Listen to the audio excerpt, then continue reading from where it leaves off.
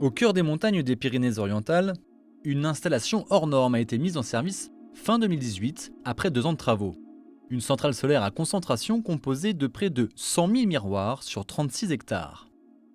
Donc la principale fonction du miroir, c'est de renvoyer les rayons du soleil sur le tube en partie supérieure, de les concentrer et ainsi de chauffer l'eau qui circule dans le tube.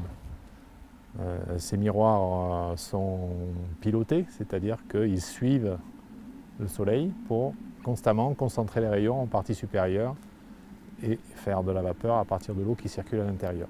L'eau dans les tuyaux, chauffée à 300 degrés, se transforme donc en vapeur. Celle-ci va permettre de faire tourner une turbine qui doit générer 20 gigawattheures par an, soit la consommation électrique d'environ 6000 foyers. Une partie de la vapeur est aussi stockée dans de grands réservoirs pour continuer à faire tourner la turbine en cas de manque d'ensoleillement. La vapeur qu'on produit, c'est fonction de l'ensoleillement, de la durée du jour. Donc l'été, il y a plus d'ensoleillement que l'hiver. Donc on peut l'envoyer directement dans une turbine, mais si on en produit plus, on peut la stocker. L'avantage, c'est qu'on stocke une quantité de vapeur qui nous permet, lorsque le soleil disparaît, de continuer à faire fonctionner la turbine. Ça correspond à 4 heures de fonctionnement en pleine charge. Après, en fonction de la charge de la turbine, on fonctionne plus ou moins longtemps. Mais l'originalité, c'est le stockage d'énergie. Coût de l'installation, 60 millions d'euros.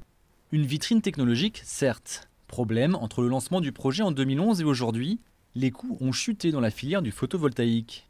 Les grandes centrales sont devenues très compétitives, produisant un kilowattheure électrique 4 à 5 fois moins cher que ce type d'installation.